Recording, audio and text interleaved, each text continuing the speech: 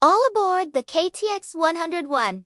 It's departure time from Seoul Station. In this car, fund manager Seok-woo is seated opposite his estranged daughter, Soo-an, who is traveling with her mother Na-young to Busan for her birthday. Seok-woo, a divorced workaholic, is initially detached and dismissive of Soo-an, who is visibly upset. Meanwhile, in another car, high school baseball player Young-guk nervously awaits his stop as he has something to confess to his girlfriend, Jin-hee, who is seated with her friends. As the train departs, we see Soo-an struggling to remember the lyrics to Aloha O for her upcoming singing recital. When the instrumental break begins, she takes a deep breath and begins to sing, but quickly succumbs to stage fright and runs off. Heartbroken and ashamed, Seok-woo sees the video on his phone and feels a pang of guilt. Wanting to make it up to his daughter, he asks Na-young if he can take Soo-an out for her birthday. Na-young agrees, but makes it clear that she doesn't want him to come with them to Busan.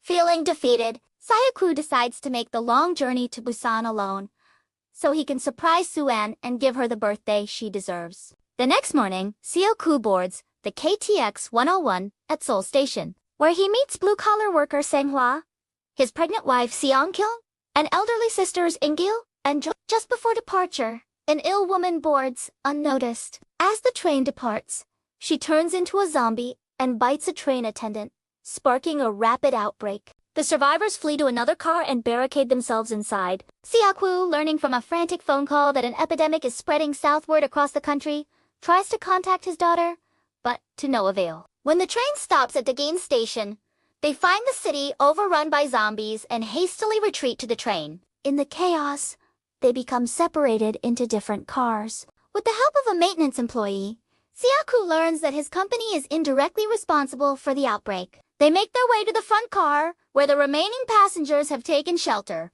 At the next stop, when the military establishes a quarantine zone near Busan, the conductor sets the train's course accordingly. Determined to reunite with his daughter, Seok-woo fights through the zombie horde alongside Sang-hwa and Young-guk. They successfully reunite with Soo-an, Seong-kyung, In-gil, and the homeless man, but are forced to retreat back to the engine car when the passengers refuse to let them in, forcing Sang-hwa to sacrifice himself. After a bit of arguing, they are allowed inside, but only to be quarantined in the front vestibule. However, Jong-gil, distraught over her sister's death and disgusted by the selfishness of the passengers, opens the door to let the zombies in, killing all the remaining passengers in the car. Jansky and Kichul escape by hiding in the bathroom. At the next station, the track is blocked, forcing them to abandon the train and search for another. Jansky escapes after pushing Kichul into the zombies and runs into Jin-hee and Young-guk. Desperate to save Jin-hee, he pushes her into a zombie,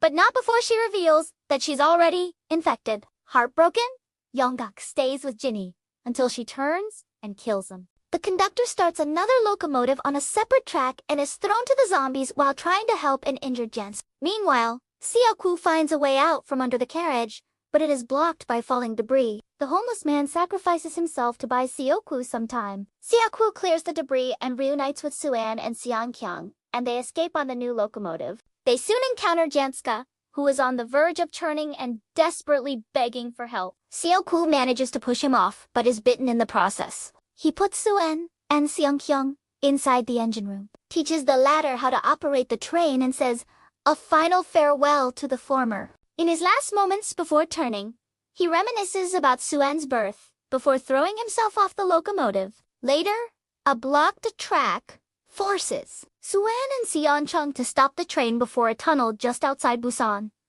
They leave the train and continue on foot along the tracks through the tunnel. Snipers stationed on the other side of the tunnel spot them and prepare to shoot, mistaking them for zombies, but stand down when they hear Soo-an singing Aloha O.